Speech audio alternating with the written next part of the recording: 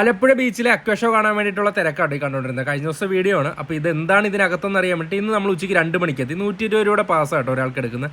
5 വയസ്സിന് താഴെയുള്ള കുട്ടികൾക്ക് പാസ് ഒഴിവായിട്ടുണ്ട്.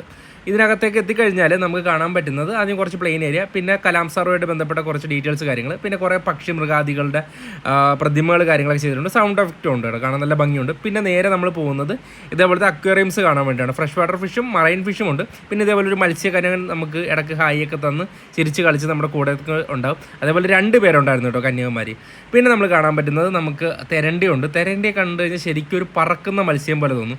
പിന്നെ പഫർ ഫിഷ് ആണെന്ന് തോന്നുന്നു, നല്ല ബബിള് പോലെ ഇരിക്കുന്ന കുറച്ച് ഫിഷ് കാര്യങ്ങളൊക്കെ ഉണ്ടായിരുന്നു. അതിനെ കണ്ട് നമുക്ക് നല്ല രസമായിട്ടും അത്യാവശ്യം കുറച്ച് ചൂടുണ്ടായിരുന്നു കേട്ടോ. നല്ല തിരക്ക് നമുക്ക് ഫീൽ ചെയ്തിട്ടുണ്ടായിരുന്നു.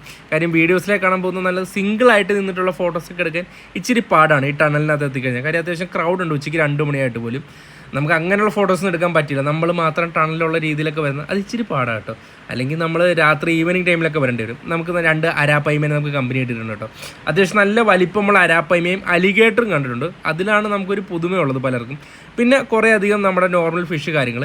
ഇവിടെ ഒരു മത്സരം നടക്കുന്നുണ്ട് കേട്ടോ. 30 രൂപ കൊടുത്തു കഴിഞ്ഞാൽ 3 മിനിറ്റിനുള്ളിൽ ഒരു കുഞ്ഞരിപ്പ കൊണ്ട് കുറച്ച് മീനെ പിടിക്കാം. കോഴി ഫിഷൊക്കെ കിടപ്പുണ്ടായിരുന്നു, പക്ഷേ കുഞ്ഞു കുട്ടികൾക്ക് പിടിക്കാൻ അത്യാവശ്യം പാടായിരുന്നു കേട്ടോ. ഇത് അക്വാഷാക്വാട്ടിൽ കൂടുതലായിട്ട് എനിക്ക് ഫീൽ ചെയ്തത് ഇഷ്ടംപോലെ ആളുകളും സ്റ്റോറുകളുമാണ്. നമുക്ക് അത് കണ്ട് മടുക്കും. പിന്നെ ഇതൊക്കെ സെപ്പറേറ്റ് ചാർജബിൾ ആട്ടോ. ഇഷ്ടമായാലും കമൻറ്റ് ചെയ്യാൻ